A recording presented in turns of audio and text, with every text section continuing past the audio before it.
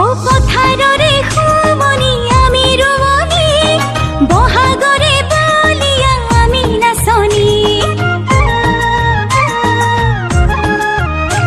ও পথাৰৰে শুমনি আমি ৰুৱনি, বহাগৰে বলিয়া আমি নাচনি।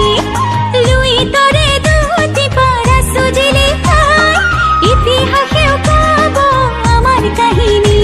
ও জাতিৰ বাবে মৰি যাম, দেশক আমি গঢ়ি যাম, হাৰে আছো সদায়ে কনকলতা হৈ।